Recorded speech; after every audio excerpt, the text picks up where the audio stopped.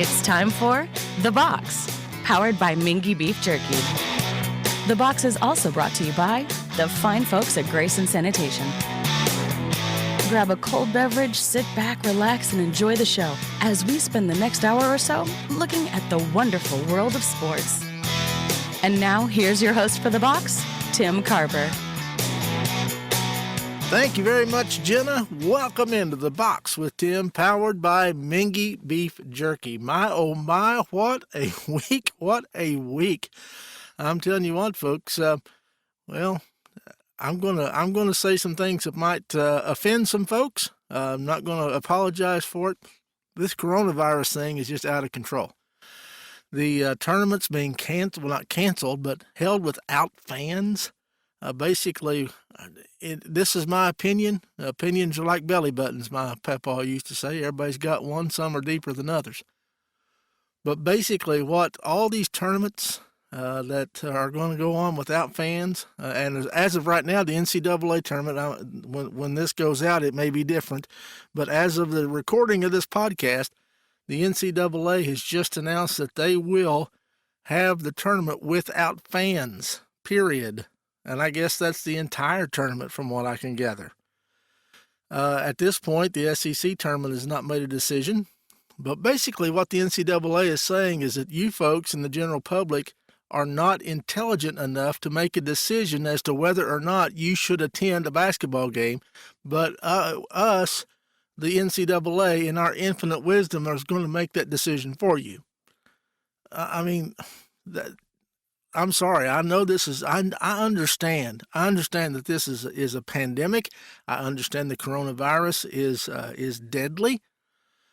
I understand it's very communicable, but I also understand that as an adult, you should be able to make a decision on your own whether or not you are willing to take that risk to go watch a ball game. Nobody is going to blame the NCAA. Or they shouldn't. I'm sure there would be. If somebody did go, they probably are worried about lawsuits in this litigious society that we live in. But if I make a conscious decision to go and watch the NCAA tournament, knowing what's out there, then that's on me. That's not on the NCAA. It's not on the SEC. It's not on the KHSAA. Who knows what's going to happen there? I mean, the boys' Sweet 16, girls' Sweet 16 going on right now. I can't imagine them having the boys' Sweet 16 next week after the NCAA tournament has said we're not going to have fans. I can't imagine them having the Sweet 16 down in Rupp with fans, if having it at all. And there's also been rumors around my circle of friends saying that they're going to cancel the entire spring seasons of everything. Baseball, softball, everything. KHSAA is going to just eliminate the spring sports. I don't know. I think, in my opinion, it's a huge overreaction. I remember back in 2010, the swine flu was the thing, and everybody was worried, of course, and they were upset about it, and there was a bit of a scare about it, but you didn't see toilet paper flying off the shelves, and you didn't see all the hand sanitizer gone, and people selling rolls of toilet paper out of the back of their van for $50 a roll. It's an overreaction, and I think that's just a reflection of our society. And, today was just talking to some folks, and I've got folks that I'm friends with from both sides of the political aisle, and I don't make this show at all political. Don't try to, never will. But I've got some friends who are saying, well, it's the president's fault that this stuff's going on, and then Governor Beshear comes out and says that he recommends maybe that people shouldn't have church this weekend, and people, my other friends are hollering, my goodness, he's canceling church. He's a ding dong Democrat going out there and canceling church for everybody. Who's he think he is? Listen, folks, these guys have some tough decisions to make, and I understand too that there are some tough decisions on these basketball officials as far as the KHSAA and the NCAA, and the Ohio State has already, Ohio State Athletic Commission's already said they're going to play theirs without fans. I understand there's some tough decisions to make, but I just think a lot of this is a huge overreaction. That's my opinion. And if you have an opinion other than that, hey, good for you. You can have your opinion, and I respect your right to have that opinion. And you can voice that opinion in whatever form you want. I just think it's an overreaction, personally. I understand. I do. I understand the severity of what this is, but as an adult, I have a right to make a choice whether or not I want to go watch a basketball game with 20,000 other people, some of which may have the coronavirus. And, I guess what bothers me the most is especially these colleges shutting down. I mean, goodness gracious, most of the people, and not all, but as of right now, every doctor you listen to, or most of them that you listen to, saying, hey, unless you're a senior citizen or have some kind of immunity immune disorder, or something along those lines, you may get this thing, but you're going to be fine. And I just think it's a huge overreaction. And that's my opinion. And again, opinions are like belly buttons. With that being said, and I'll get off my soapbox now and let you know that we have got a wonderful show for you today. Coming up here in a little bit, my good buddy Tom Leach, the voice of the UK Wildcats, is going to join me. We're going to talk UK basketball. We'll talk a little bit about UK football and what kind of season Tom kind of reflects back on that. We look back on the regular season for the UK Wildcat basketball team and talk a little bit about the SEC tournament, and then on into the NCAA tournament, assuming we have those tournaments. We'll see what happens. But thank you so much for joining us here today on The Box with Tim, powered by Mingy Beef Jerky. We'll be back after these words. It's produced locally and it's top quality. Many of you are putting those two items at the top of your list of priorities when you're making decisions about purchases these days. Should be the same with beef jerky. That's why we partner with Mingy Beef Jerky. It's better because it's hand cut from a quality piece of solid beef, never chopped or formed like you get from other companies. Go to MingyBeefJerky.com to see the story of this locally owned and operated company from my hometown in Paris, Kentucky. It's the best. Trust me on that one. Folks, I can't tell you enough how much I appreciate Frank and Travis Rice at Grayson Sanitation for helping us out here on The Box. And if you have any need whatsoever to get rid of some garbage, rubbish, trash, crap, whatever you want to call it, you give those guys a call at 474-5850 here in Northeast Kentucky. They'll bring a dumpster right to your front door if you want them to. And just really appreciate those guys. They do a fantastic job, and very big sponsors of our show, and very much sports-minded sponsors in our entire community and all of Northeast Kentucky. So 474-5850. Give Travis and Frank a call, and if Robin answers the phone, you can talk to her too. Welcome back into The Box, powered by Mingy Beef Jerky. And joining us today, folks, well, in my humble opinion and quasi-expert opinion, being a broadcaster myself, the best in the business, in my opinion, Tom Leach joining us today. Tom, how you doing this morning? I am doing well. I am loving the month of March, like always. But basketball, noon to midnight. There's nothing better. Absolutely. Have you calmed down a little bit since that E.J. Montgomery tap-in down in Florida? Yeah, that was quite a comeback. It was, I wish. From a broadcaster standpoint, I wish it had been a play that didn't have to go to review. Right. Kind of like the end of the Florida football game a few years ago, yeah, where Kentucky ended the streak, but the game was finished on an official's review, so it takes a little of the edge out of it for the broadcaster. But it was quite a comeback. Well, I'll tell you what, I won't say I'd given up, but I had decided when we were down 18 that I would go grab some something to eat, and got back in the car, was on the road when that happened, and actually had a police officer look at me and ask me if I was okay. He didn't technically pull me over, but then I decided that I said, "Did you not know what just happened?" And he was asking know why, and I told him about the game, and he put his blue light on once and went on down the road, so it was kind of cool. That was a great game. Are the Cats playing as well as they can right now heading into the tournament? Are they where they need to be? Well, we'll have to really see this week, because you had a little bit of drama there with Ashton Higgins last week, and he didn't make the trip. And so what everybody hopes happens is that it was the reset that he needed to get back in the right frame of mind and be feeling good about his game. So you hope that's what happens, and that he is easily integrated right back into the team. Right. But I just had an alarm go off. I apologize. That's okay. That's all right. Everything all right? Yeah. Oh, yeah. It's just a reminder of something, and I had it set to go off to remind me something. So I apologize. No problem.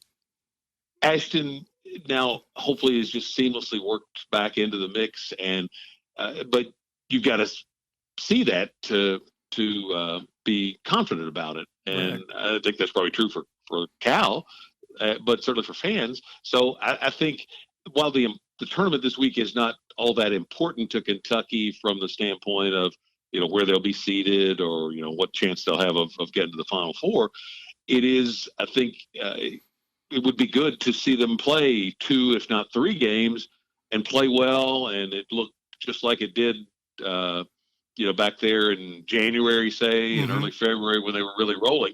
You'd like to see, you'd like to come out of this thinking, okay, they look, there's no signs of anything going on there. It looks great. And so you kind of ride the wave of that comeback of Florida into a strong SEC tournament and then hopefully a strong NCAA tournament. But that will be kind of an added storyline to this week for Kentucky that didn't look like it was going to be there a couple of weeks ago. Exactly. And so you don't think a first-round loss in the SEC tournament is going to affect them that much in their seeding and so forth, although we certainly hope that doesn't happen. But if it did, they could possibly be a 4, I guess, from just looking at all the projections that are out there. I feel like they're a 3 almost no matter what. Right. I think it's more likely they go to a 2 than to a 4. Right. If they win the tournament, probably a 2. Yeah, and I don't even know if winning the tournament matters because I think by Sunday the bracket's pretty much already done. Right. So I think getting to Sunday for them is the thing, and they would be beating most likely a quality opponent in the semifinal, and either Florida, which is a tournament team, or Mississippi State, which is a borderline tournament team. So I think if they get to Sunday, I was just looking some of the teams that I would think they would be competing with for a 2 seed. Teams like Maryland, Michigan State, Villanova, and Seton Hall. Well, Villanova and Seton Hall are on the same side of the bracket in the Big East. Maryland and Michigan State are on the same side of the bracket in the Big Ten. So somebody's going to lose in those 2 matchups, obviously, before the finals of those tournaments. Right. And that if Kentucky's in the finals of theirs, and there's 2 of those 4 that aren't going to be in the finals of their tournaments, one would think that would give Kentucky a little bit of an edge. So I think there's a decent shot they could get to a 2. I think probably if I had to pick, I'd probably pick a 3. And given the especially the early loss, which to Evansville, which is something I try not to even think about. When you look at that game and then how they played early, would you have thought a 3 seed back in December? Yeah, I would have given them a shot just because I know. I mean, that was a bad loss. They had an awful loss at the time, but I just know that the comparison I have used with Calipari is that he's like these guys that specialize in training horses for the Kentucky Derby, like Bob Baffert. They have only one chance to get there with each horse because he can only run as a 3-year-old, and you have to get to peak on the first Saturday in May to win it. Right. And Calipari generally gets one shot with each team because there's so much turnover, and you got to get right by the middle of March to have a shot to win it. So it's very similar. And so there's a skill in you got to have the talent and a little bit of good fortune, but there's a skill to building to that peak and timing that. And I think he is exceptionally good at it. So I wouldn't have ruled it out certainly back then for that reason. The other thing is I'm old enough to remember Virginia lost to Chaminade in, I think it was 1981 or 82 with Ralph Sampson. Right. And that was an even probably bigger upset. Right. And they still ended up as a number 1 seed. And he was the player of the year. So it happens sometimes. It's when it's really early. Plus, they had Ashton was hurt, EJ was out, so they did have a couple of extenuating circumstances too. This team this year a little bit different, I think, than years past, with mainly just because of some older guys on the team, with Sestina coming in, Nick Richards sticking around, EJ's around. This team has a little bit more experience than years past. Is that going to help them, you think, come tournament time? I would think so. Only one freshman in the starting lineup, and this is a little bit like teams of I don't know, 20 years ago or something. I was thinking about Antoine Walker the other day in '95, Kentucky team that got beaten in the Elite Eight, but was a really good team. And Antoine had a solid freshman season, but he was not knocking anybody's socks off as a freshman because there were a lot of good older players ahead of him. And he was named MVP of the SEC tournament. He really came on at the end. Could Keon Brooks be a guy, maybe not to be MVP of the SEC tournament, but to come on and or Johnny as freshmen to start, giving you more of a contribution now that they've got this whole season under their belt. So, so that's a freshman in a complementary role to some veteran players is kind of how it used to look, right? And different for Kentucky, like you said. And I think without the dominant freshman talent of Monk and Fox or Davis or Wall, that the fact that they've got some guys that have been through the battles before, and I think that's a nice asset to have when you don't have the overpowering freshman class. Has Cal had to change his coaching style any this year with this type team? Has he been more, I don't know, has he been any different than he has been in the past, in your opinion? Well, in some ways, he's got the same routines and things that he follows, so that's not different. But each team is different. So he has to find, what the phrase he uses, find the best way to play. And sometimes that clicks in early. In 2011, it was the last week of the regular season. In 2014, it was the SEC tournament when they finally figured out the way to get everybody on the same page. And I think even though this team's gone 15-3 in the league, he had said in a couple of late interviews that we did for pregame or postgame that they were still experimenting with some things or looking at different things because they don't have that one definitive guy that they're going to lean on. Quickly had a great run. For a while it was Richards. The other day they ran the last play to Keon. So he said this has been more of a game by game thing, and so that's been a little bit of a different challenge to kind of you don't really go in with a plan of that you're sure is going to be the best way to attack. You just got to go in thinking, here's what we're going to try, but we're going to have to adjust on the fly. And they got a lot of experience over the bench to do that. So that's different, but it's he's used to having to do it differently year to year. Yeah, I mean that's the thing about Cal that I have noticed is he's great at adjusting, but you never know from him one game to the next, much less 1 year to the next, what he's thinking and what he's got. He's kind of an interesting coach in that aspect.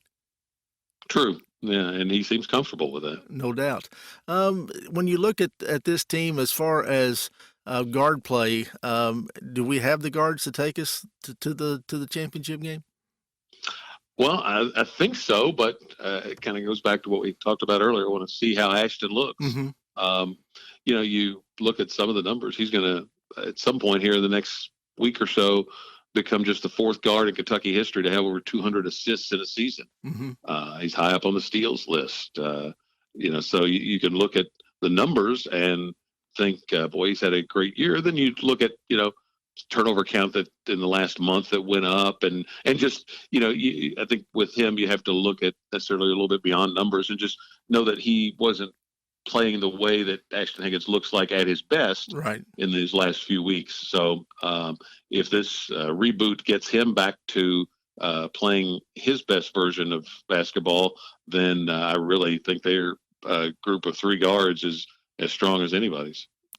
Emmanuel Quickly, Player of the Year, I think much deserved. Didn't get much love from the AP, but from the coach's standpoint, and of course Cal Coach of the Year, I think those two were much deserved. Yeah. Buzz Williams did a nice job at Tech, but Cal had to he won 15 out of 18 league games and had to overcome a setback like the Evansville game. Mm-hmm. They had a variety of some injury issues to deal with, especially throughout the early part of the season. So, I think I'm biased, obviously, but I would have, had I had a vote, would have voted for Cal. But Buzz Williams is not a bad pick. No. I think there's more of an issue with Player of the Year. Mason Jones had great numbers, but the team finished 11th. Right. They're playing on Wednesday night at the SEC tournament. So he had a great year, but it made very little impact. Clearly, Mm-hmm. Perry got a little better case, but they were distantly behind Kentucky in the one-on-one. He had a chance to make a statement when he played against Kentucky and didn't play well. Right.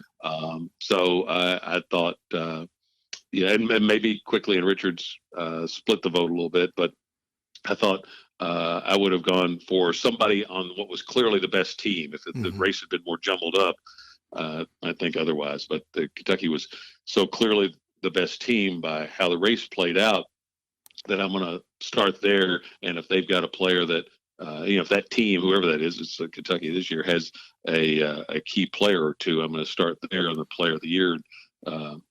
Make a decision probably between those two guys, and probably would have leaned to Quickly. Mm-hmm. But Richards would have been a fine pick too. But yeah. I think it needed to be one of those two guys. No question, and doesn't it really mean more to them anyway that it was that the SEC coaches selected them rather than some reporters for the AP. Isn't that, I mean, those guys see them and know them better. I think probably a little bit more. I don't want to say prestigious, but probably a little bit more important that the coaches recognize that rather than the writers.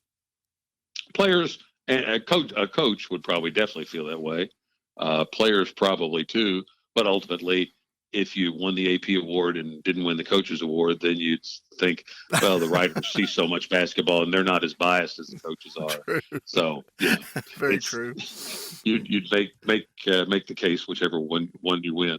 And of course, Big Blue Nation always thinks everyone's against them anyway. So you kind of think, well, the AP is just they're so biased against us that that we Cal's like Michael Jordan. They always said was a guy, and I think Randall Cobb said this too. That he operated this way. This look for slights, look for things to motivate them. Yes. And Cal's that way, so maybe that helps. Oh, no question. I think I think our old coaches used to call it chalkboard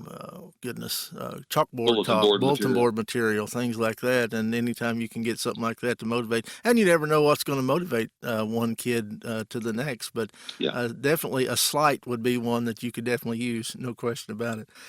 Let's revert real quickly, and I meant to do this at the beginning, and I just kind of got sidetracked. I don't really have a format for this thing. I just like two friends sitting talking. But I do want to touch a little bit. We'll get back to basketball, but I want to go back to the football season. Did Mark Stoops do his best coaching job ever in the 2019 football season, in your opinion? Yeah, I think you could certainly make a strong case for that. To lose two quarterbacks, you starter and your backup, and take a wide receiver and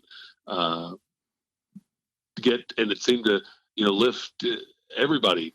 Lifted defense played even better. They got better over the course of the season. So I would think so. I know he won SEC Coach of the Year in 2018, and you're thinking, well, how can you think he did it better? But just the adversity, as you mentioned, they had to go through. And Eddie Grand just basically had to throw out his whole season game plan and start scratch, I guess, with Lynn. And man, how special is Lynn Bowden? I mean, that kid he's something else. Yeah, he was. It was amazing that a team that passed so infrequently became so much fun to watch, and that was a tribute to Lynn and what he did with the ball in his hands. He was like a great point guard, except he was on the football field.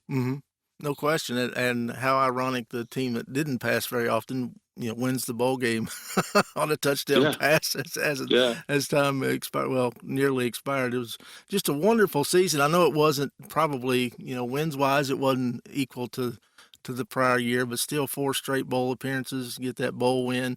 How good is that, or how much is that going to help them in recruiting? Do you think?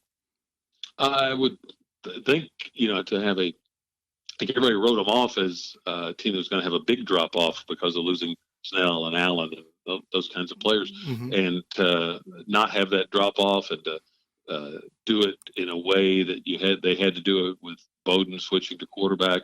I would think that has to just enhance what the message was they were already selling out on the recruiting trail, and Right. probably you get a little more of the off the Citrus Bowl winning season.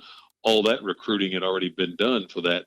Mm-hmm. They already signed a lot in December, and then the signing period that was coming a month after that. So you're probably reaping the benefits of that in this latest class, Right. and maybe even the one that will follow. And I think that's buoyed by what they did this past season as you were trying to finish up that class. And the way that they're, keeping coaches around, and the way that they're, working on facilities and so forth, that has to say something to a recruit that this school is, yes, they're known as a basketball school, but Kentucky's is becoming. They're not at that upper echelon yet, but they are moving forward in SEC football, and that's got to look good to those recruits out there that might be on the bubble.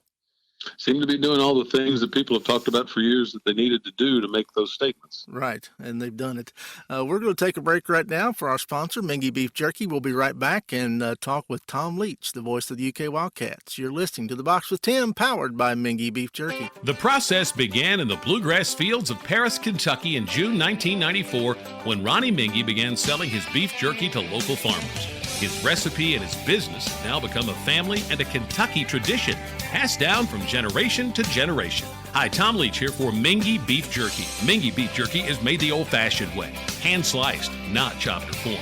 If you don't see it where you shop, ask for it. You'll be glad you did. It's Mingy Beef Jerky at minguabeefjerky.com. Welcome back into The Box with Tim, powered by Mingy Beef Jerky, and talking with the voice of the UK Wildcats, Tom Leach. And Tom, SEC tournament just around the corner. Give us your opinion on on how the tournament might fold out. We'll give you an absolute prediction, but how do you think things will look here in this next weekend? I'll take Kentucky to win it. They usually do. I'm going to guess they'll be facing Auburn on Sunday. What would be a rubber match after they split the 2 regular season games on the respective teams' home courts. Mm-hmm. So I think it's going to be fairly chalky. UK travels well, especially to Nashville, and the home court. It's almost like a home court advantage at times. Not almost. But this, lately some tournaments have canceled, some are limiting. I don't think the SEC would think about that. But will this recent coronavirus thing affect, you think, in any way attendance at the SEC tournament? I would think so. I would suspect there'd be some folks that won't make the trip, and if you're older, things the classifications of people, or if you have have some kind of respiratory issue, Mm-hmm. Some of the health issues that are mentioned, then that would be the prudent thing to do. Correct. To avoid it. That the more that we do that as a society, probably the better off we'll be to just follow the advice of what the folks who are experts are telling you as far as hygiene, and as far as if you're in the class that is most vulnerable, then maybe you should think about sitting this one out. Yeah. Stay home and listen to Tom Leach, right? There you go. But I was reading today. I think it's the MAC tournament is not going to have fans per se. I think they're just going to have players, parents, and family, and that's it. And if that's because it's about they say with close interaction among people. So with a small with just family and school personnel in an arena. People could spread out more, Right. and you could have a little distance between them. And so if that's what it takes, then that's fine. I think what the Ivy League did was a step farther than they needed to go Right. with canceling the tournament, because and I'm not going to go too far into it because I'm by no means an expert. We need to lean on the experts. Sure. I agree totally. And, I'm doing small college basketball and football. I was talking to a buddy the other day. I said, I've done arenas that, people didn't need a radio to hear me. There were so few people in the stands, but talking to the players about things like that, that affects them a little bit, not having a sure crowd. I'm sure that, every SEC team feeds off a crowd, and I just couldn't imagine there being 200 people at Rupp Arena and playing. It would just, I don't know how that would work and how that would affect. It would help your business out quite a bit, I would think. Well, that and TV too. TV, I don't watch TV. I always listen to but, you. But it happened with the tornado year when they had a limit on the crowds over at Georgia Tech. So, they'll do whatever they need to do to be prudent for the health of everyone involved. But Sure. Just I guess we're just going to have to sit back and see how it plays out. Hey, no doubt. And like you say, I'm no health expert, and so whatever they think is best is obviously best. I was down. It hurt me to see that they cancel a tournament. I'm like you. I think that was a little bit too far. And even some of the high school tournaments are going to limited. I think they're calling it limited fans or limited interaction, whatever. So getting kind of tough out there. I want to switch gears real quick and something that I've always wanted to ask you about, and I never have in the times that we've talked. How important is, as a broadcaster, your relationship with the coaches that you work with? Is that something that's very important to you, that you have a relationship? Do you not have a relationship? Is there a friendship with certain coaches, not certain coaches? What is your interaction there? How do you view yourself with the head coach? Just strive for a good working relationship. I want them to gain their trust so that they'll tell me the things that maybe they're not saying in a news conference before a game, but they'll somebody's going to play or not going to play, that they'll tell me just so we'll know before our broadcast. And so, can we, mention it in the pregame show usually, is airing just a few minutes before a tip-off or a kickoff, so that they'll have the trust that, if they tell me, several hours earlier when we're taping it, that I'm not going to, put it on Twitter or tell anybody that, right. So they'll give me the info so we can share it with our audience before the game start. So you just want to have that trust, and so that you'll be able to welcome at practice to be able to see the practices and gain some insight from that. That all goes into helping the broadcast. So it's just trying to, the minimal bar to clear is just gaining that trust, and then you're always going to be develop tighter relationships with some men or women versus others that you work with. That's just natural. But I've been fortunate. They've all been, nothing has hindered me from doing the job. Right. I'll say that. Right. And I'm sure there are coaches that, I did high school for 20 years and some college, and there were coaches that you got along with better than others, but always, as you said, that working relationship is the most important. You may not go out and, have a burger with them, but, they're not, they're not throwing Molotov cocktails at your house either. So you gotta strike that balance, I guess, without question. Well, Tom, it has been such a pleasure sitting down talking with you. I appreciate it so much. Have a good time at the SEC tournament. I'll be tuning in. I always tune you in, and even if it's on TV, I turn the sound down and listen to you and Mike. You guys do a great job, and occasionally I'll let you know that with a text. But I just hope you all have a great trip down there, have a fun time, and go Cats. Appreciate it. It's again my favorite time of the year, just as a fan. I love the the times we're not working, we're usually watching basketball. Absolutely. So if you're a basketball fan, there's no time better. But always enjoy doing it. Thanks much. And we'll hopefully have a championship to talk about at the end of the season. No question. Thanks, Tom. It's produced locally and it's top quality. Many of you are putting those two items at the top of your list of priorities when you're making decisions about purchases these days. Should be the same with beef jerky. That's why we partner with Mingy Beef Jerky. It's better because it's hand cut from a quality piece of solid beef, never chopped or formed like you get from other companies. Go to MingyBeefJerky.com to see the story of this locally owned and operated company from my hometown in Paris, Kentucky. It's the best. Trust me on that one.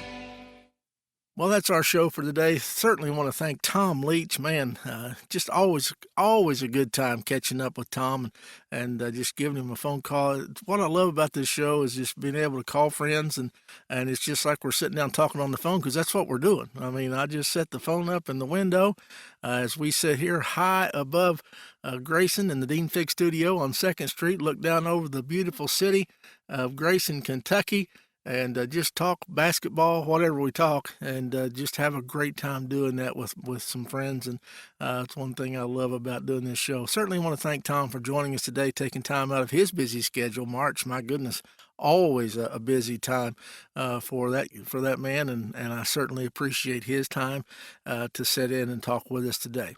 Well, I guess a lot of folks are going to be listening to Tom or watching the TV or however you want to get scores, because you're not going to be attending any games for the NCAA tournament. As I say, as of right now, when we record this on Wednesday evening, the NCAA has said no fans. SEC tournament has not made a decision as of yet. KHSAA girls Sweet 16 is going on right now as we speak, and the boys is supposed to start next Wednesday. Not sure what they're going to do. There's going to be a lot of stuff to talk about next week, I'm sure. And before I do go, I do want to thank our state legislature for passing House Bill 65. House Bill 65 was a measure that I think it increased the penalty for assault on a sports official to a felony, Class D felony, and increased the penalty, and also established a Class A misdemeanor for intimidation of a sports official.